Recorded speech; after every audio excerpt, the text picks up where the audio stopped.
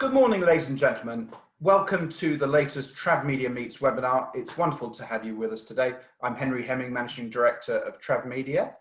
This is the first in a new series for us. We're loosely calling it TravMedia Meets the Teams. In the months ahead, we're going to connect you with the travel editorial teams at many of Britain's top newspapers, magazines, and online titles. And whilst it may be a distinctly chilly, cold autumn day out there, today you are going to safely bask in the warm rays of the sun, because we have the top travel persona at the sun, the top travel people, in fact, at the sun with us today. And just to introduce them all to you, I'm sure you know them all already. We've got Lisa Minot, travel editor. Lisa, great to have you with us. We've got Jacob Lewis, deputy travel editor. Hi, Jacob. Hi. Caroline McGuire, the digital travel editor of The Sun. Hi, Caroline. And last but not least, Kara Godfrey, senior digital travel writer. Hi, Kara. Lovely to have you here with us today. Just to give you a little bit of a bio on each of the Sun's travel quartet before we get going. Lisa, who I'm sure everyone in the entire travel industry knows, has been travel editor of The Sun for 21 years. I'm sure that makes you, Lisa, the longest standing travel editor on what used to be called Fleet Street. I think I possibly am now, yes. Yeah, I think so, yeah. The medal is in the post. Lisa's also a regular contributor to TV and radio on travel issues. While she has travelled to every corner of the globe in search of holidays for Sun readers, she's never happier than when caravanning in the south of France. She's been going, I think, 40 years. Jacob, Lisa's deputy. Jacob joined Lisa's team 3 years ago. He started as a tech journalist, became part of the features team on The Sun in 2012. He hasn't left England in recent months. I'm not quite sure why, but in a past life has travelled to 50 countries for The Sun. He's also a keen biker. He's ridden the length of New Zealand. He's ridden Route 66. And he knows more about London's roads than all the cabbies put together. It's a motorbike, not a bicycle. Yes, I don't want anyone pitching me cycling trips after this. I think the length of New Zealand. Far too much effort. Caroline is the digital travel editor. Great to have you with us, Caroline, especially after you've moved house this week. Thanks for making yourself available. It's terrific. Caroline's run the Sun's online travel section for nearly 4 years, boosting readership from 750,000 to over 13 million unique users. She's worked as a journalist in travel, features and showbiz for 11 years, and she's yet to master relaxing or sunbathing on holiday, which probably explains her success. She's just too busy on the creative side. And finally, Kara Godfrey. Kara has been senior digital travel writer on The Sun for 2 years, previously worked with the Express and the Mail. She's travelled extensively for 10 years, but is never happier than when budget hosteling or travelling the UK, but she's got plans to visit Africa as soon as circumstances allow. I believe that's correct. Before I hand over to Lisa to get things going, just a reminder to you, our TravMedia audience, please start posting questions in Zoom's Q&A channel down the bottom. Put your company name at the end of your question, that would be great. Thank you very much for everyone who's written in with questions in advance. That's been immensely helpful.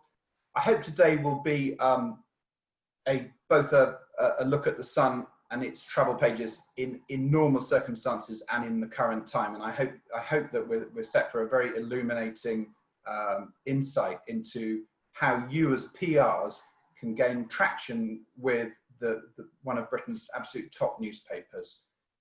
If you're feeling social, please turn to Twitter or Instagram and post. We're TravMedia Meets hashtag, and we're TravMedia_UK, and do include the Sun's team on your posts. I think that's just about enough from me. So to tell you more about the Sun's travel outlook and how PRs can make an impact with the Sun's travel team, I'll ask Lisa to get things started. Thank you, Henry. Good evening, good afternoon, or whatever it is, everybody. I'm really grateful that so many of you have actually joined us today. I know it's been an incredibly tough few months for all of you. And, you know, we really are trying as hard as we can here at The Sun to help keep promoting travel as, you know, a positive force for good, even during this really, quite devastating time. It has been a real challenge trying to work out how to produce travel pages over the last 7 or 8 months. We've gone through waves of, you know, deciding how to actually, you know, inform and engage with our readers. And I think we now have reached a point where we're having to sort of perhaps take another turn. So at the start of the pandemic, we went into lockdown, and I think then people really didn't have any idea just how long, or I don't think it quite sunk in to any of us just how long this would go on for and just what an impact it would have. So to start with, we were, you know, it was a lot of upbeat, positive, you know, escapist type stuff. We were doing quite a lot of UK when we first went into lockdown. And then the sort of a bit more nostalgic stuff came in, and just some off the wall, you know, a bit different stuff during lockdown. Then, of course, we came into the summer period where we had the opportunity to talk about destinations that were on the quarantine list for the government. And that became our focus over the summer. Actually, practically, how can people travel? How can you get away over the summer? Unfortunately, what we've seen over the last month or so is that list of countries ever more reducing each week. And I think we'd predicted that we're going to see perhaps the likes of Italy and Greece back on the quarantine list this week, and the very fact that we're coming towards the end of the summer season, I do think that we now have to start perhaps looking at a slightly different way of working. Excuse me a second, I've got something falling off my screen there. A slightly different way of actually working now as we go forward. So I think we've got to the point now on the travel pages in print where we're having to look at traveling in the pandemic, despite the pandemic. So looking at covering destinations that perhaps over the last few months we haven't looked to cover because journalists, you know, some readers couldn't go there. So we weren't looking at the States, we weren't looking at long haul because we really didn't think it was practical, and some readers weren't actually going for those kind of destinations. But I really do feel we've reached the point now where we have to start looking forward, and we have to start giving people practical ways to travel despite what is happening. That's not to say that we're not going to have a much greater focus on the UK. We will, and the travel pages both on Saturday and Sunday, very much there will be a focus on UK and what we can still do right here at home. For a lot of people, that's as far as they're going to want to travel over the next few months. And we do need to try to keep giving them inspiration for that. But then we are now starting to look forward and start looking towards helping people plan for travel next year, and just looking at how the landscape is going to change. Are some readers going to travel closer to home from now on? Are they going to be able to afford to travel further afield? Because when we look at the price of coronavirus tests, and just, you know, countries having less flights going into them, less flights, there's going to be less bargain fares out there. So really for the next few months, it's going to be looking to see how we can encourage and inspire people to travel despite what's happening with the pandemic. In terms of practical side of things, I'm sure Caroline, as you know, is going to sort of talk about what she will be doing in the digital section, and sometimes there is a very much stuff that we will actually work on together, but a lot of the time our priorities are very different. In the print section we do have our regular columns, and we're always looking for contribution to those. So we've got the check-in, check-it out column, which is a hotel review column, always looking for hotels to put themselves forward, for us to send a journalist to spend the night or 2 nights and to review those. That goes into the paper on a Saturday. And we also at the moment have the Take 3 section, which goes in on a Saturday, which is just 3 of anything. But generally we're talking about accommodation here. So it could be cottages, hotels, holiday parks, whatever, and we're talking about budget, blowout and bargain, and just basically 3 of anything. I think if Jacob can remind me, we are doing city breaks this week, aren't we? City stays, bargain city stays. Yeah, city stays with last minute cancellation. Yeah. That's the state we're in at the moment. And the idea basically is that if we can get some kind of a topical theme towards it, so last week we did haunted hotels, but we're really happy to have anyone suggest to us a theme, or even perhaps just one or two to go into a theme, and we can then just go and source another one to add into it. So we've got those two on the Saturday. On the Sunday, we've got our essential column, which is a sort of tried and tested travel gadgets type column, anything that you would take travelling with you. And again, at the moment, with much more of a focus on the UK, we're looking very much more at stuff that would actually be useful here in the UK rather than to take overseas as well. Apart from that, I think we're really just trying to guide our readers through what is going to be an ever increasingly more difficult travel environment and travel market, and anything that we can do to help readers travel in that way, and anything that PRs can do to help us understand what's happening in the world would be really useful. I'm sure Kara is probably the most up to date of all of us in terms of, you know, where we can travel and what we're doing, because she's literally updating that every single day. I'm still looking at her stuff every now and again because even I can't remember it all the time. It has changed so much. So I think all I'm trying to say is that the travel pages at the Sun in the paper, in print, I've always tried to keep upbeat and inspiring. It's not holidays from hell. That I don't think that's what we're about at the back of the book. This needs to be an escape, somewhere people can go to be inspired and learn, and not to sort of feel as if the world is the pretty crappy place it is at the moment. So that's the general idea, and that's again why I've tried to sort of say that we do need to now start looking at the world again and start planning for 2021. If nothing else, it's because I don't just want travel pages that are green and brown because all we're writing about is the UK. Yes, we've got to write about the UK, it's really important, but I'd love to see some blue skies and some blue seas on those pages as well. Lisa, quick question from me at this stage. When you get to December and you're doing those great, you know, inspirational travel roundups for where are we going to head in summer 2021, will you put quarantine to one side at that point and write it as if people can travel anywhere next summer? I don't think we can write it as if people are going to be able to travel everywhere, because they're not. I think we're just going to have to put a caveat saying this, you know, this is where we would love to be able to travel. And here's hoping that by then there will be some way for us to be able to do so. I mean, I don't think we could say in any certainty that by December we will not have, you know, complete shutdown in terms of, we're at that stage now really, aren't we? You know, beginning of October. There are very few countries in the world that you can go to at the moment without any types of restrictions. But what we are seeing is a lot of people contacting us and saying, actually, I'm going to travel anyway. I had a lovely PR friend of mine talking to me this week about the fact that it was friendship travel. And when the news came in that the Turkish, you know, Turkey was now going to be put into quarantine again, they contacted the people that were going out on their holidays to Turkey over the next 2 weeks. And virtually all of them said, I don't care, I want to go anyway. I'm prepared to quarantine when I return. And they've chosen to continue running those programs because people are at that point going, I'm going to quarantine. I don't care about quarantine. I'm going to quarantine when I get back, but I want my holiday. And I think we are seeing a lot more of that. People are actually saying, I am just going to have to put up with this. We can really hope that the idea that there's now going to be airport testing and the idea that that might actually start to reduce the amount of time we have to spend in quarantine, I think that might really help in terms of, you know, getting people who are wanting to travel but are concerned about that to actually then make that decision to travel. But I think if you look at it in terms of where we all think we're going to be traveling over the next couple of months, it's not going to be very far. So what we have to now start doing is planning for and inspiring for 2021.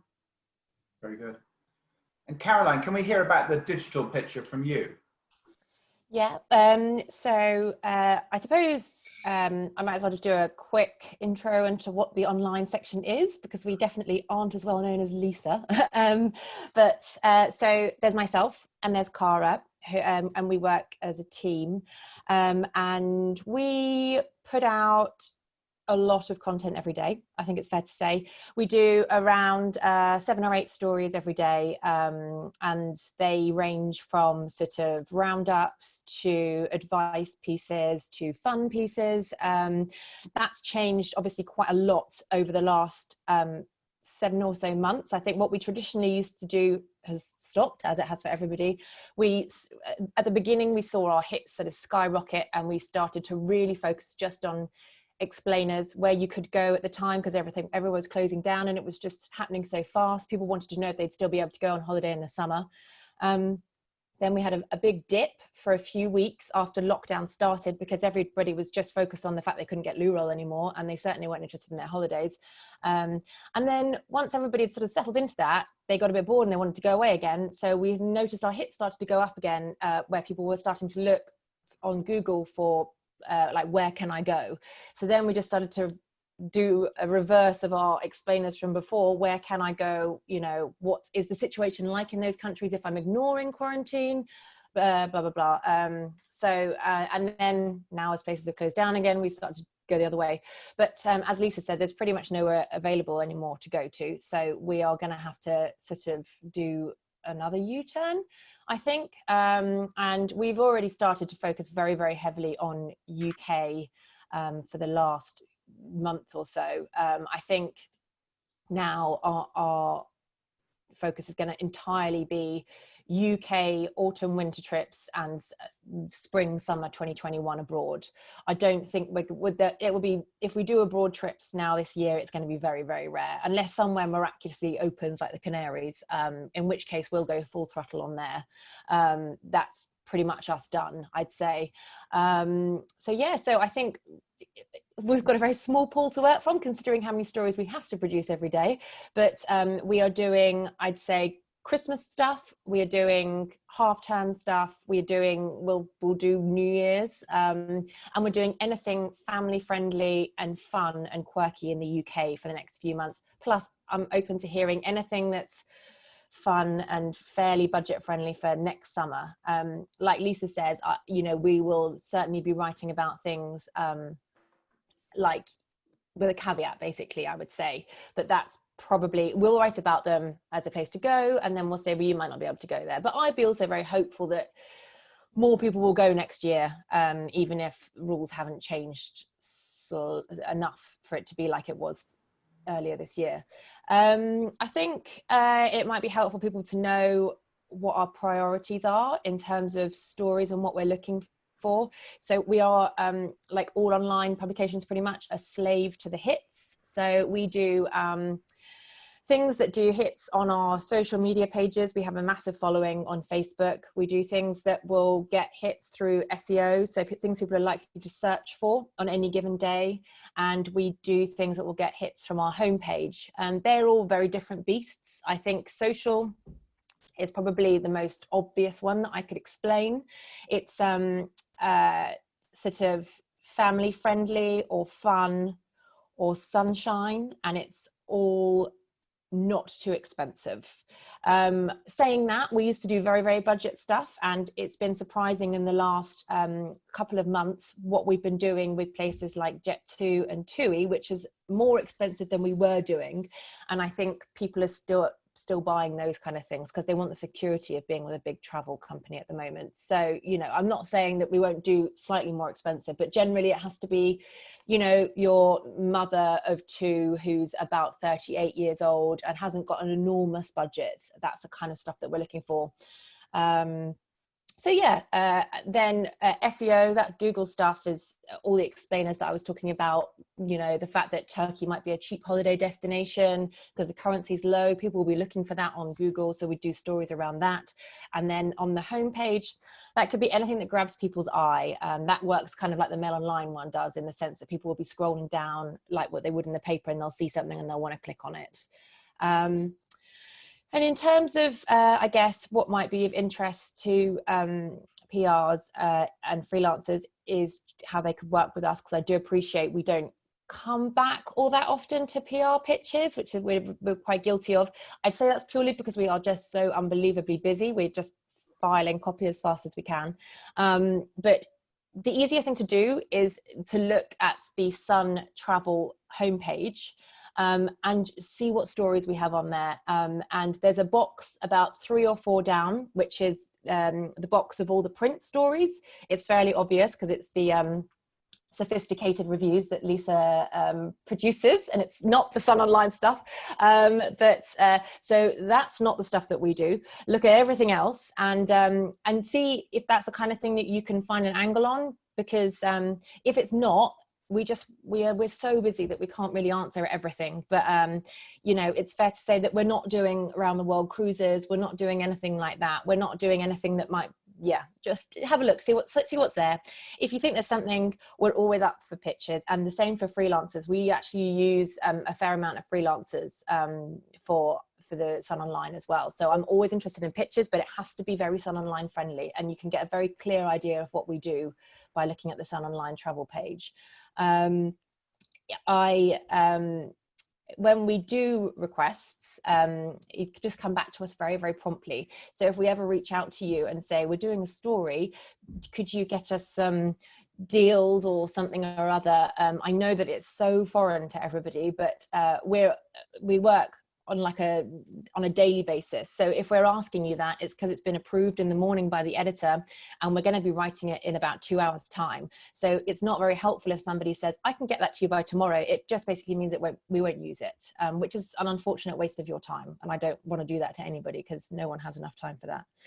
And I think probably just Kara and I are always up for hearing things from people. If you think that you've got companies that might suit what we're looking for, because we do roundups, we look at places all the time to try and do different roundups. So if you think you've got some online friendly companies that are sort of not too expensive, family, quirky, I'd say that the top things are like sun, as in sunshine, and fun. If it meets those criteria, then it's pretty much going to be a winner for us. But it can be fun in the UK as well. We don't do press strips. Lisa does press strips. That's her bag. We are doing some mini SEO reviews of hotels, but that's kind of more from the stuff that Lisa's getting already. So I don't think it'd be too helpful to go down that route. And we are doing some more commercial opportunities now. So quite a lot of our roundups contain things that have affiliate links. So if you have something in your company that works with affiliate links, then let me know, and that might be another side opportunity that we can work with. Other than that, I can't really think of anything. We're very topically focused at the moment, same as Lisa. There's not a lot else we can do. We can't plan too much ahead. And if something happens immediately, then we cover that. But other than that, I think that's pretty much us. We work well with print, I think Lisa would agree. We go to her a lot for advice, because who wouldn't? She's got a lot of experience in the industry, and she. Oh no. Lost Caroline. No, I think Caroline's. She gives us things. She sends us since lockdown. I think we weren't really before, but now that things have changed. But yeah, I think that's us pretty much. Perfect, Caroline. We had you there for 99%. Oh no, I'm sorry. Dropped out for 5 seconds. Fantastic.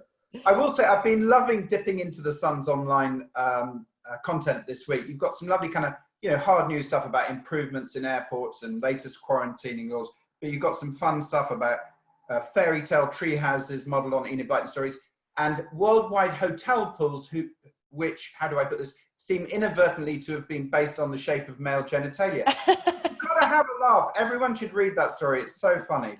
Get into trouble for looking at that story. It's a very funny read. Well done, Kara.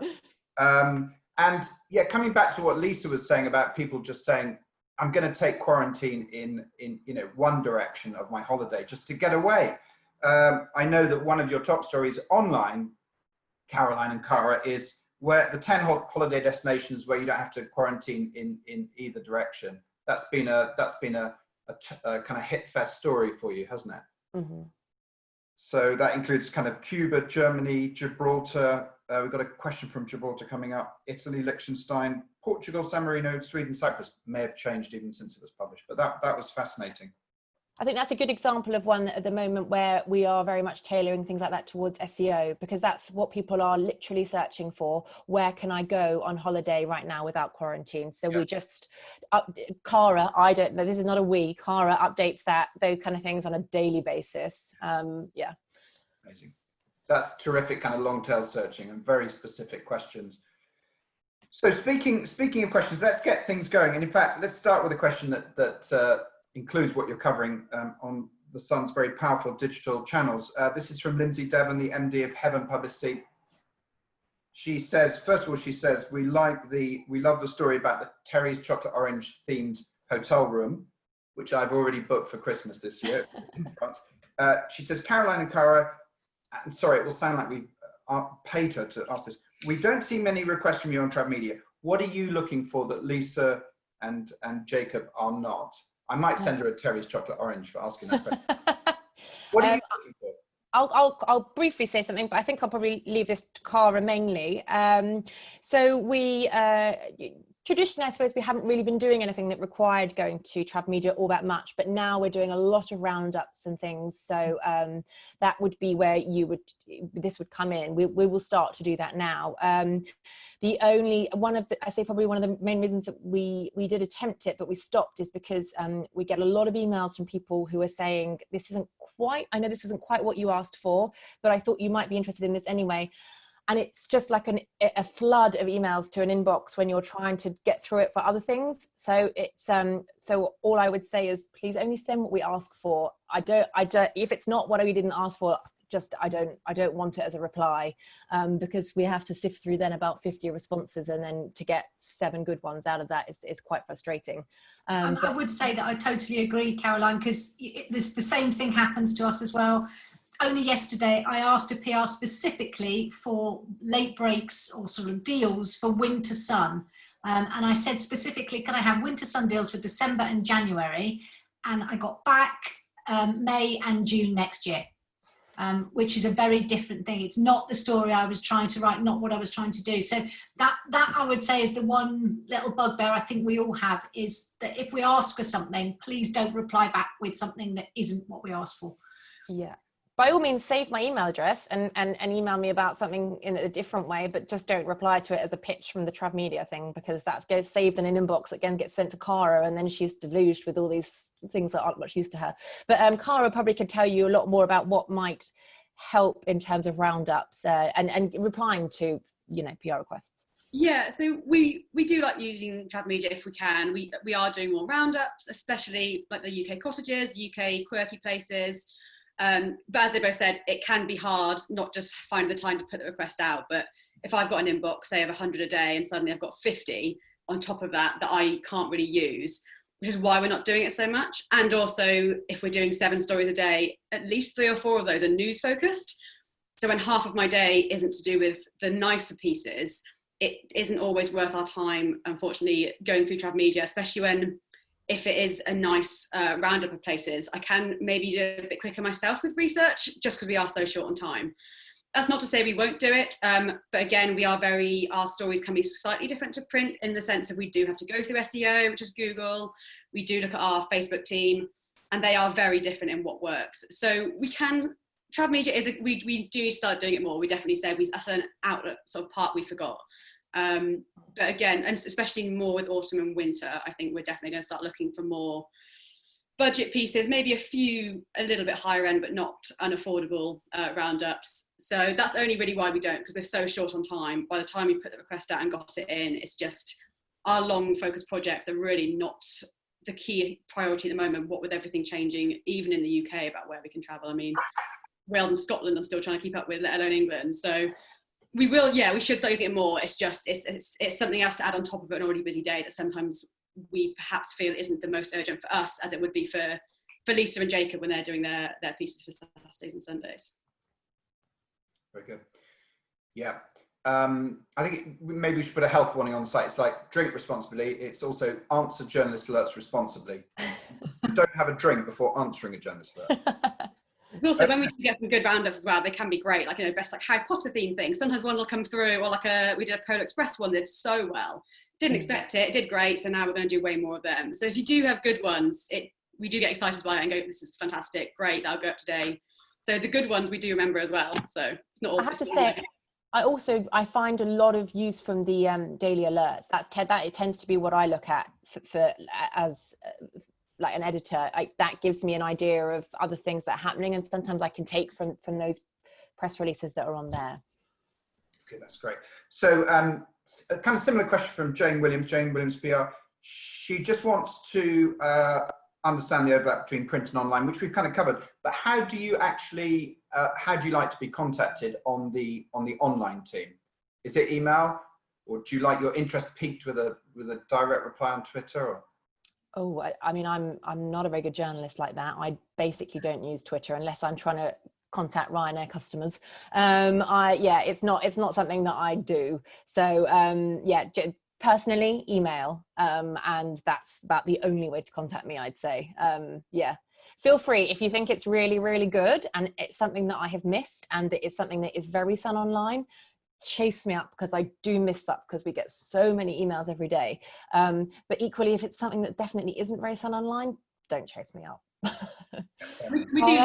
Well, I think, yeah, if you send it to one of us and it's not really online, we will send it to Lisa and Jacob. So feel free to put both of us in it, but if we overlap, we'll always send emails saying maybe not for us, but more for you. So if it's a good enough story for one of us, it will get to one of us.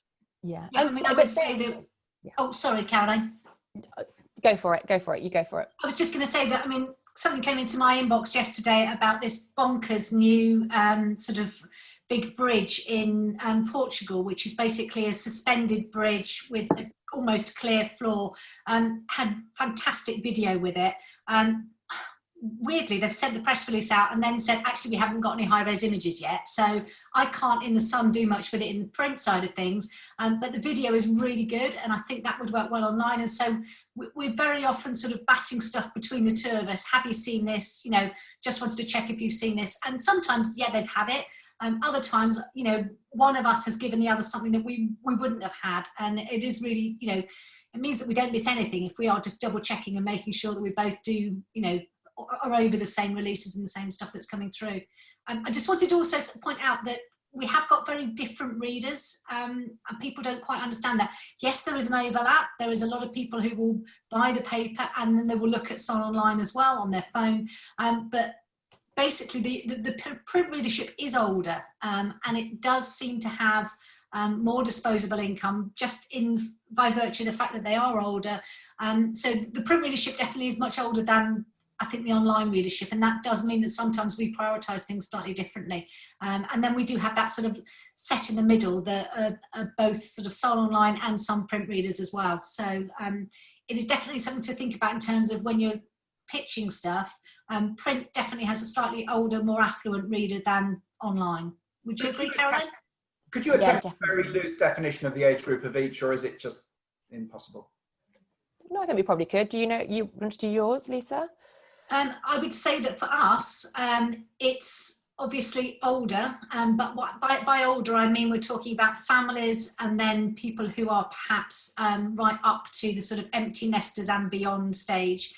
The readership that seems to engage with me the most is that family readership, so families or the older readership, so the retired people who are actually looking for perhaps different types of holidays, and they're the ones that engage with us the most. I would say for Caroline, it's a lot younger, isn't it? Yeah, I think about 35 to 45 is probably the, some slightly older as well, but it comes through Facebook, that kind of readership, and it comes through apps. And as a rule, that tends to be that kind of age who are using those kind of things at the moment. So yeah, it's more women than it is men. And it's family stuff, really. Other stuff too, they'll definitely go on like a Prosecco cruise in Prague if they could at the moment, but you know, that's kind of stuff that our readers are, and certainly the ones that would engage and click on stuff. Like Lisa says, there might be more of a following of other ones, but those are the ones who are clicking on stories to do with travel. Okay, this might be one for both teams. Kate Simon, a former journalist, co-founder of Travel Tappers PR, says about the debate about press releases. They say that in their work for Visit Cheshire, they've noticed they get more coverage from the media for listicles than they do for press releases. Does the team think press releases have had their... Sorry, Henry, I missed that. Could you say that again? Yeah. Kate's saying that in her work for Visit Cheshire, that listicles have had more results than press releases. What does the team think about the future for press releases? Jacob, do you want to maybe have a chat at that? What do you mean, the difference between, so a press release with a listicle in it versus a straight press release? Is that? Yeah, Sure. exactly, pretty much. Yeah, I think certainly for us, I'm not sure if that would be the case for us with a listicle per se, because when we're doing a listicle, it's probably going to be a bit wider than just, for example, a region like Cheshire. It's part of a bigger feature, sure, but or maybe our Take 3 column, for example, lists are good.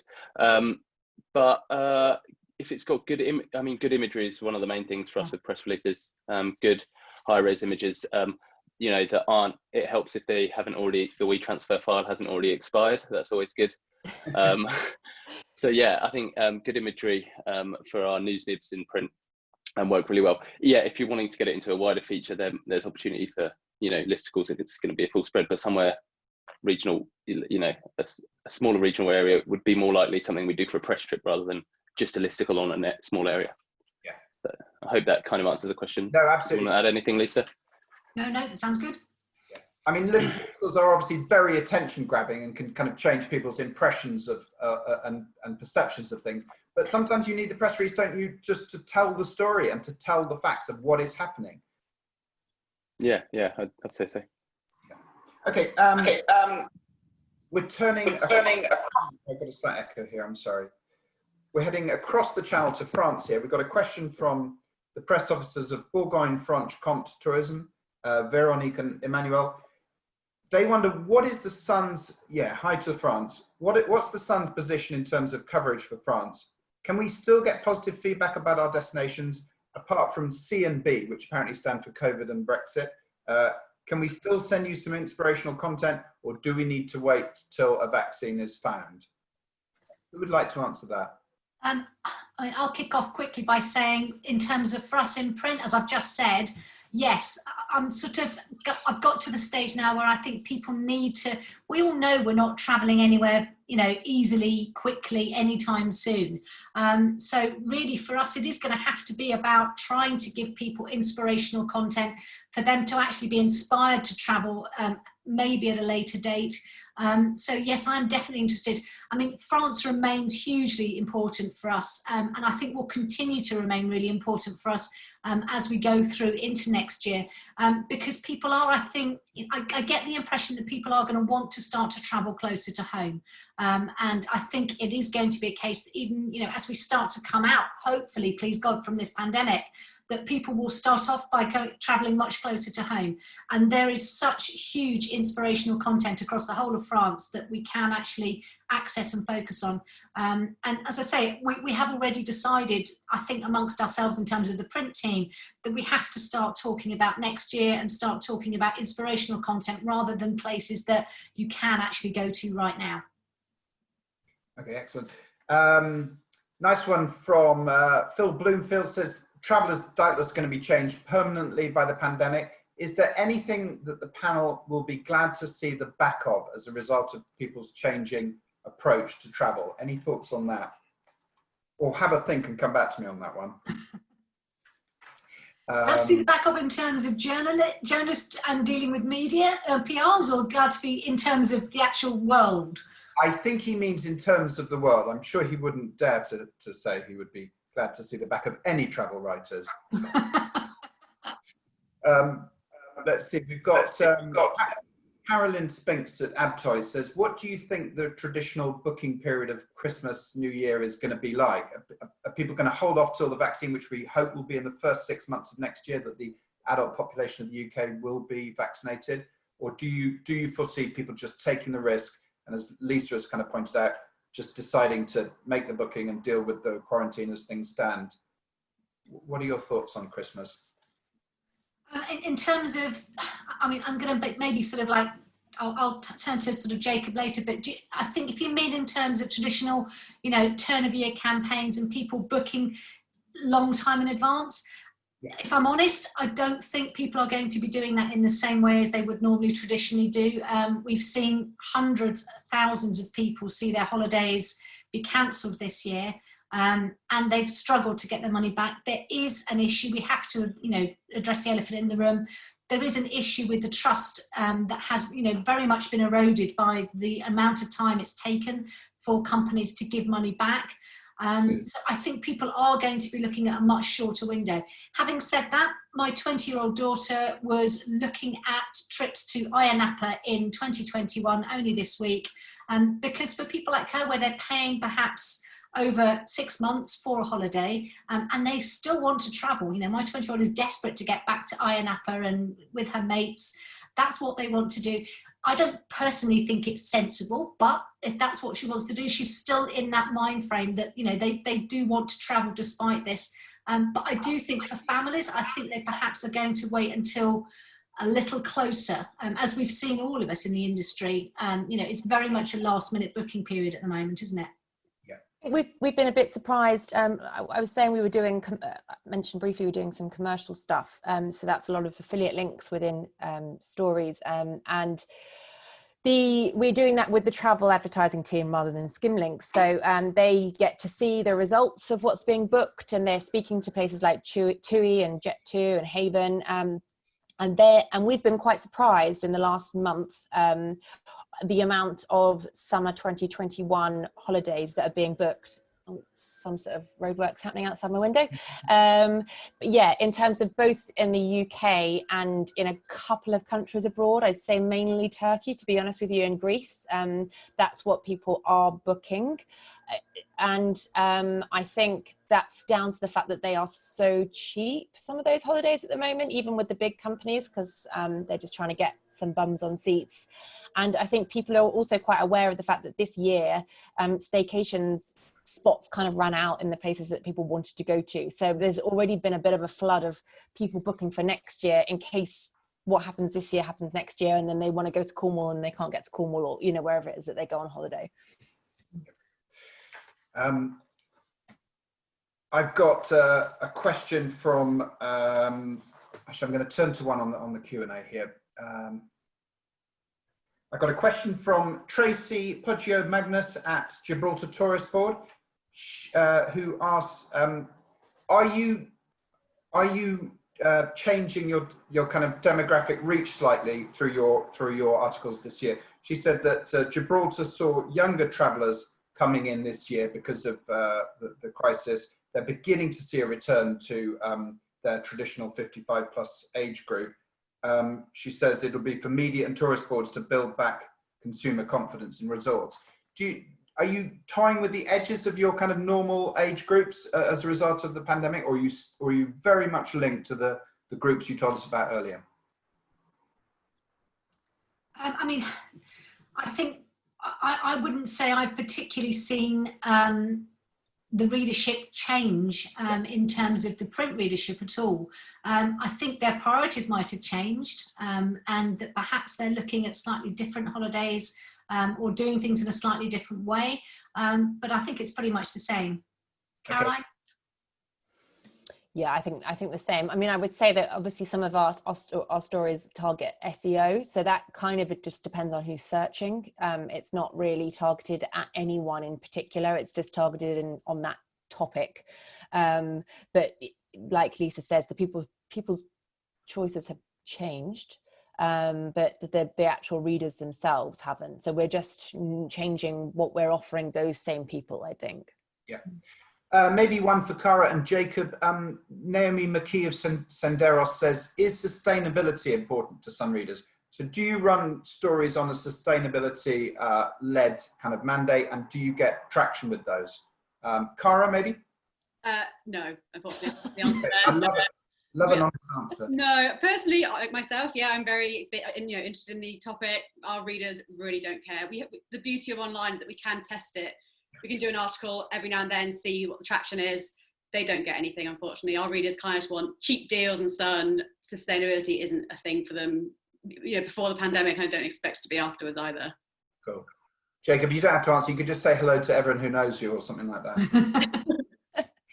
Okay, what have I got? Just quickly, one thing on that. I do think that, and I've said this a couple of times when I've been having discussions with people, there was very much a movement for, you know, through the broadsheets and through some of the sort of companies that really work very well with the broadsheets, about having this idea that, you know, sustainability and, you know, making choices about how many flights you take, that really doesn't register with some readers. You know, they might book 1 or 2 holidays a year, one probably for most of them, and only for some, you know, a majority of some readers, perhaps, you know, it's one holiday, it's one trip, and, you know, I don't think they will see themselves as being sort of pollutants of the earth with that one holiday they take once a year. We're not talking about multiple flights lots of times a year. Yeah, okay. Possibly for where you cover off hotels and places to stay in your Saturday and Sunday issues. Holly at Davies Tanner says, do you have a particular focus on new properties, or are you happy to go back and explore established hotels with a story to tell? Maybe Jacob, would you cover that? Cover established hotels. Obviously, if there's a particular peg, new place, or a refurb, new kitchen, new package that they're promoting, you know, it's always nice to have an angle, but no, happy to do whatever. Yeah. Okay, that's great. We've got, what else have we got? So from Beth High, I'm picking up on Lisa's point about starting to feature destinations that they haven't been able to feature. Are you open to running content on travel to the USA for summer holidays 2021 with that proviso you mentioned, even if borders remain closed at this time? And are there any particular areas of the US that work for some readers? Thanks for that, Beth. I think very much in terms of looking forward to next year, yes, we are going to start to look at the US in the way that we would look at the rest of the world. There is a reluctance at the moment. Obviously, their borders are closed to us. There's a reluctance with everything that's going on with the election to focus on it immediately. I think there's so much about America that we're seeing at the moment, it perhaps doesn't have a positive spin on it. But in terms of destinations that we would be focusing on, it really is the traditional. So it will be New York, it will be Florida. They will be the 2 biggest, I would say. And then perhaps the West Coast in terms of California as well after that. But those 3 would be our biggest priorities for print. And I would probably say the same for online, wouldn't I? Yeah, possibly even just Florida, but yeah, and I would agree with Lisa, not right now, after the election, probably. Yeah. Okay, that's cool. So anonymous attendee kind of asks, in my shorthand is, do the Sun's readers, online or print, like rail holidays? Jacob, do you want to answer that? I mean, I think for our print readership, We've covered that stuff quite a lot. I think, yeah, it's from probably not from the eco-friendly angle, but from, you know, traditionally, certainly for our readership, rail holidays, yeah, I think they're a fan. And then I know Caroline was just saying that the Polar Express trips, or anything family friendly, probably for online or for us for a news nib or something, or even to send a journalist along, any of the kind of those Christmas journeys or the heritage rail stuff. Yeah, definitely interested. I got a question from. Sorry, do you want to just mention, Kara, do you have any thoughts on that for online? Yeah, I think rail holidays can work, mainly more for the UK, I would say. I don't think our readers are doing rail trips through Europe, because they are very much doing the resort holidays and then coming home. But definitely UK, especially for the staycations, yeah, like we said, the Polar Express, or, you know, going across up to maybe Yorkshire. I think we were trying to do more of those kind of staycations. So definitely UK rail, perhaps not for a European angle, no. Yeah, this may be an impossible one to answer, but Sarah Dagan from Israel Government Tourist Office says, when is going to be the moment for tourist boards to pitch ideas for aspirational holidays in 2021? Do they wait and wait and wait, or do they do a big PR push at Christmas time? I think the fact that we're looking now at starting to just, you know, forget restrictions and just focus on where we can be perhaps going next year, I think there has to be a sort of inspirational side to it. There was a great piece that was in the Times last week, which was about this incredible campsite in Utah, which is like, is this the world's poshest campsite? Which I think Kara did actually cover again online as well. It's that kind of thing. It has to be something a bit spectacular or a bit, you know, out there, I think, to really sort of make it something that we can justify then doing it as inspirational content rather than sort of instructional content as to how you can actually physically get there or physically holiday in a particular destination. And at the moment, we're sort of still in that sort of dreaming, inspirational phase, I would say. Perhaps hopefully by January, we'll have more of an idea as to, you know, where we are in the world and how people will be able to travel. Hopefully there'll be more in terms of, you know, airport testing, and then perhaps then it'll be a bit clearer. I think Caroline would agree that really right now, you know, we're not really planning much more than a month at the most ahead. Nobody can right now in these days. It's not easy for PRs, it's not easy for, you know, anyone, but that's just the reality of the situation we're in. So let's turn to cruising. The cruise world is doing a huge amount to put out a blueprint for how cruising can safely return. Obviously, they're in the hands of governments worldwide on decisions about ports and so forth. But Jenny at P&O Cruises asks, are future ship launches and updates still of interest at this time? And when we restart cruising, are you gonna do a big cruise special? Shall I take this one again? Sorry. Please feel free. Anybody else, feel free to jump in. Cruising is has been, for the print side of things, incredibly important. Yeah. Right up until the pandemic hit, you know, we were running a weekly 4-page cruise supplement that was a commercial enterprise and did extremely well. Some readers in print really love cruises, and I can't wait to be able to write about them again. But if I'm honest, having blueprints, having plans, having all of these things in place, it's important for the trade. And, you know, I jumped onto a Zoom call this week and heard all about, you know, the blueprints and the plans and the guidelines. It means absolutely sod all to some readers until they can actually travel. You know, until we can say, you can go on this cruise at this time, I don't think we can be covering cruise in that same way. We will still be doing nibs on it. Yes, ship launches, or unfortunately what we're seeing right now is actually a bit more ship retirements than ship launches. And I'm still over it. I'm reading everything. I'm just waiting for the moment when we can actually start to, you know, really promote it again. But until you can actually physically travel on a cruise ship as a British person, I don't think it's worth it. I think Kara will tell you that it's very different online. Yeah, we test it, we try it, but cruises really isn't. Again, our readers are too young. They don't go on cruises. We've done a few, like, you know, the roller coaster. If it's something really, really cool with great video and pictures, it might make a feature. But that's the one thing where we're complete, I think, opposites with print. Cruises just don't seem to do anything for our readers, unfortunately. I think the one that did do well, and it just seems insane, it feels like another lifetime away, was the launch of the Virgin cruise ship. That did do, but again, I think that's more to do with the name and the fact that it was much more, you know, targeted at a younger audience. Yeah, I think that's the only one that's ever done remotely well for us, actually. Yeah.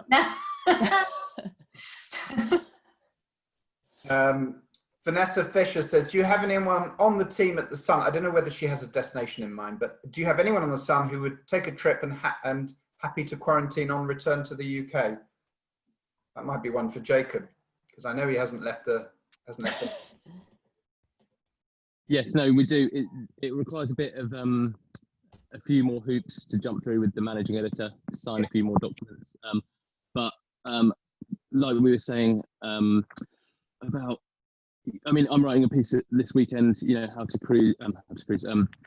holiday when you can't holiday. So basically talking about, you know, how do you get insurance to go on holiday to a place that's on the FCO list, you know, how to quarantine on your way back. And, you know, it's probably good timing if Grant Shapps is going to announce that there's going to be a new testing procedure. You know, maybe, you know, if it's just a 1-week quarantine, if you have a test, you know, that could really change things. So yeah, I think we're desperate to send journalists on trips. We need some more content. We need some more copy. So we'll be more than happy to put that out to our writers and send people away. And we will be, like Lisa says, writing more about places like France again. you know, for a while, similar to what Caroline was saying, with this going through waves, we had a time where there were places Brits could go without quarantining. So we wrote about them. Now that we're back to a situation where they can't really go anywhere without quarantining, it kind of opens everywhere back up again. So yeah, very happy to send journalists away. And I know you were hoping to head to Tokyo this year to kind of promote the country or cover the country in Olympics year. I just hope, Jacob, you will be heading there early next year instead. Fingers crossed. Very good, fingers crossed. So Sarah at Flamingo Marketing says we've got time for a couple more and then we need to finish on time. I know a couple of you have got commitments. Sarah at Flamingo says, for UK travel content, apart from hotels, what kind of attractions and experiences are you interested in? Theme parks, stately homes? You covered the National Trust at the weekend, actually, I noticed. Yeah, I mean, definitely theme parks, stately homes. I mean, I got excited this week by the fact that the Postal Museum is opening up again, which is one of those amazing things in London with, you know, the sort of the mail tunnels underneath London. I do think anything in terms of days out right now actually is quite important because people aren't looking to plan long trips. They're probably finding it difficult to get accommodation for, you know, things. So I think any kind of days out ideas, it doesn't necessarily have to be new, but I think if they've got, you know, a new program or some kind of new initiative, then yes, definitely that's something to, and again, for us in print, and I think perhaps even for Kara and Caroline as well, decent images, really good images is the only thing that we are desperate for. Oh, that and press strips. Can we have some more press strips, please? Very good. So we're going to wrap up with the final question. I'd love it if you could each answer this. A really nice one from Laura Marfel-Williams from White Tiger PR. Laura says, a light one to finish with. Phew. Where are you most looking forward to revisiting when you can? Kara, would you like to start? That's very on the spot. I'm trying to think now because I'm not very good at going back to places I've already been to. Well, I mean, I really was hoping to go to Cape Town this year, so it'd be great if that area could open up again. Otherwise, just, yeah, to get some sun, I'd be very happy to go back to Portugal or Greece without the threat hanging over my head when I'm by the pool that I might have to stay in my flat for 2 weeks. So yeah, somewhere just, yeah, close and hot, and I'm happy. Fantastic. So South Africa and Portugal. Jacob, how about you? Out of the country, my wife's visa has been held up, so she is not allowed to leave the country, so we've not left. And I don't know when that's going to be sorted, so we might be stuck here for a while yet. So lots of it's going to be lots of UK breaks, some more UK breaks. I've been to Cornwall and Whitby and all over the UK this summer, so it's going to be more of that for me. But yeah, get me anywhere, just to Paris even. That'd be nice, wouldn't it? Oh. And in a dream world, where in the world would you like to be right now? Maybe somewhere longer haul or medium haul? Is that me? Sorry. Jacob. Oh, Jacob. Do that trip I was supposed to do before. That would be nice. I didn't catch that, Jacob. Sorry. Totally. Japan. Japan, right. Jacob's off to Japan. We'll take care of that. Jacob. Caroline. We were supposed to be going on a road trip through Tuscany this summer, and I'm gutted that we didn't go. It was going to be a 2-week trip, just visiting various different little boutique places. So next year, I'm hoping that we get to do that. Great. I hope 2021 takes you to Tuscany. And to finish the webinar, Lisa, where would you go in a perfect world right now? Do you know what, actually what this did bring into focus to me was all the places, incredibly, even I haven't been to in the world at the moment, and those are the ones I'm going to be concentrating on when I finally can travel again, you know, ticking off places on my list. I'm quite ashamed to say I've never been to Australia and New Zealand, so that's definitely one that I will be looking at for 2021. And incredibly, I've never been to sort of those islands like the Maldives, places like that. I'd like to go and just maybe try to do one of those fly and flop type holidays. I've never really been a fan of them up till now, but the fact that I haven't been, and that's really sort of struck me now, why didn't I go to the Maldives? Why didn't I just do a fly and flop holiday? So perhaps that, but I will be going back to my campsite in the south of France. I've just booked it again for next year. Very good, reassuring to hear. I hope PRs for all those destinations will be in touch with you, Lisa. So thank you so much to our panel today. You've been absolutely brilliant. To Kara Godfrey, Jacob Lewis, Caroline McGuire, and of course, Lisa Minot. It's been a brilliant hour. I'm so sorry to everyone in our audience for any of the questions we didn't have time to answer, but we've got through an awful lot. It's been a really rapid hour. You all did brilliantly well, and I think we can say it was the sun what won it. Thank you very much for joining us, everyone, and see you the next time. Thank you. Thank you. Bye. Bye.